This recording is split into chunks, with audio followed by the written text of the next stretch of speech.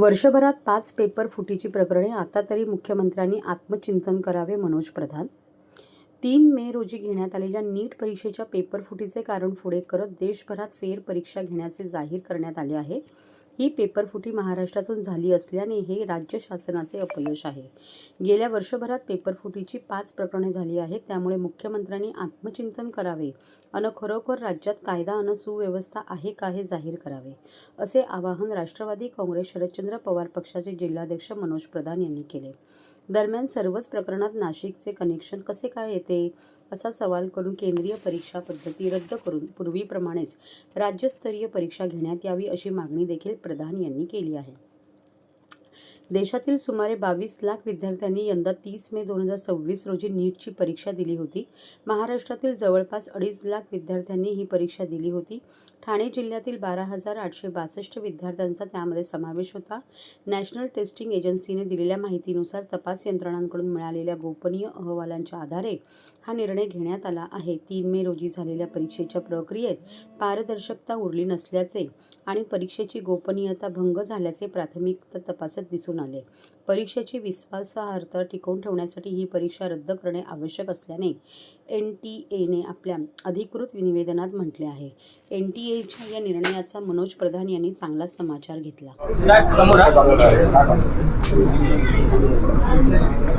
धक्कादायक प्रकार ह्या देशामध्ये घडला. पहिल्यांदा नीट या परीक्षेचा पुनर्एक्झाम होणार असं काल NTAने सांगितलं.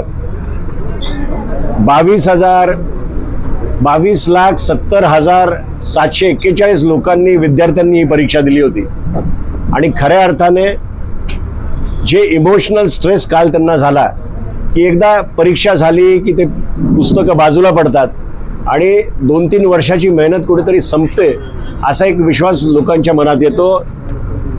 त्याला धक्का देण्याचं काम काल झालं. पालक आणि विद्यार्थी इमोशनल स्ट्रेस खाली जात आहेत.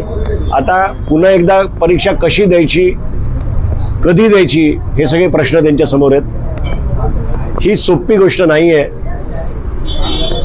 म्हणजे 5,541 सेंटर्समध्ये 141 सिटीजमध्ये आणि भारताच्या बाहेर 11 शहरांमध्ये ही परीक्षा घेण्यात आली.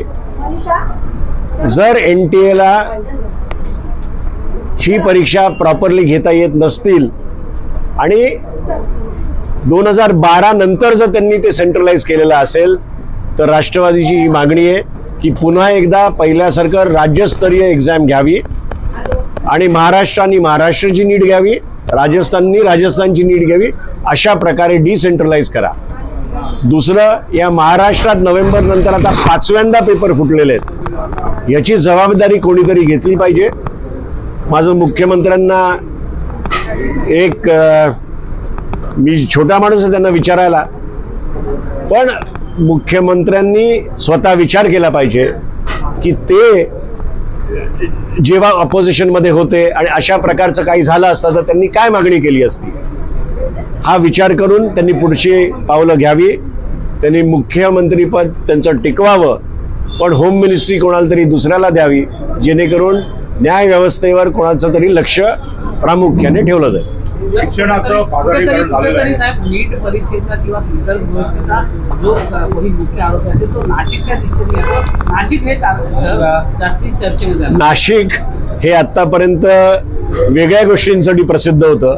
नाशिक आता तुम्ही गेले 60 महिने बघितलं तो तपोवनवरनं सुरुवात केली, भोंदू बाबांवरनं गेली, TCSचा विषय आला, मध्ये का चांगल्या पंचतारांकित हॉटेलमधल्या क्लिप्सचा आला आणि आता शेवटचं म्हणजे पेपरफुटीचा आला. नाशिकवर लक्ष द्यायला पाहिजे. पालकमंत्री आपल्याला सगळ्यांना माहिती आहे कोण आहेत, त्यांना बाजूला करून कोणाला तरी द्यायला पाहिजे.